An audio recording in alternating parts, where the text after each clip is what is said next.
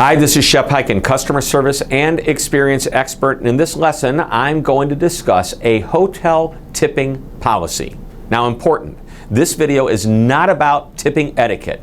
This is an observation of a very nice hotel that left a bad impression. So hang in there with me. There's a point at the end of the story.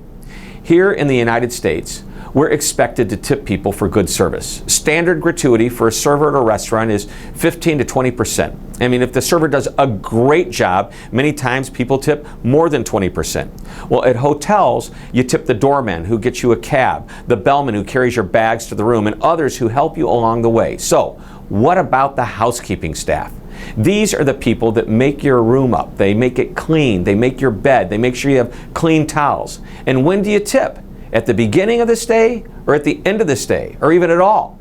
Some have said that tip, T-I-P, means to ensure promptness or performance. However, my research indicates that this may be a myth. Still, I usually tip the hotel's housekeeping staff a few dollars a day. Now, recently I stayed at a really nice hotel and was upgraded to a beautiful suite. Now, on the nightstand, there was an envelope that had instructions on tipping the housekeeper. I first thought this was a bit presumptuous, but I went with it. I was staying there for 3 nights, so I put a $20 bill in the envelope and I wrote a note that said, "Thank you for taking care of me during my stay at your hotel." Signed my name, Shep H. Well, the next day I came back to the room and noticed that the envelope had been taken and there was a new fresh white envelope waiting for another tip.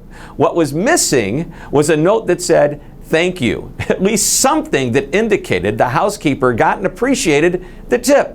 Well, at checkout, the front desk clerk asked me how my stay was. I told her it was great, but I had one issue, and she seemed surprised when I told her my story. Then she said that maybe the housekeeper only spoke Spanish and didn't know English, which is why she didn't write a note. Well, I've stayed in a lot of hotels that weren't nearly as nice as this one, and have almost always received some type of acknowledgement, even from housekeepers who didn't speak English. A simple note, even in Spanish, with just the word gracias, would have been appreciated. There are several lessons that came out of this experience. Number one, don't take customers for granted. Be it a tip or just a customer who chooses to do business with you. Don't be presumptuous. Expecting someone to buy or tip you is in bad form. Earning the customer's business or tip is the right way to do business. Number two, when someone does something nice for you, like a tip, say thank you. If you spent money at a business and their people didn't say thank you or express appreciation, you'd probably notice. As a result, the next time you might consider doing business with someone else, someone who might make you feel just a little bit more appreciated. And number three, this lesson has an interesting byproduct of the experience. Notice how the front desk clerk made an excuse for the housekeeper. When a comment like the one that I made and shared, which could have been construed as a complaint, is presented to you, take ownership rather than make excuses. She could simply have said, "I am really sorry. I'll follow up on this." That and a big smile would have gone a long way to making me feel as if I was heard. Now, by the way, if you're interested in tipping your housekeeper, the next time you take a trip, consider doing so. And according to Michael Lynn, a professor at the Cornell University School of Hotel Administration, about 30% of U.S. hotel guests actually leave tips for the hotel housekeepers. And according to Emily Post, the typical tip is $1 or $2 per person per night. A little more for the fancier hotels.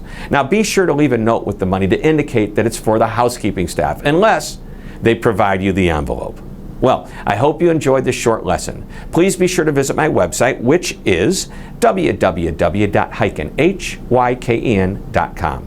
There you'll find more information about my speaking programs, as well as over 350 customer service articles that you can read and share with your colleagues.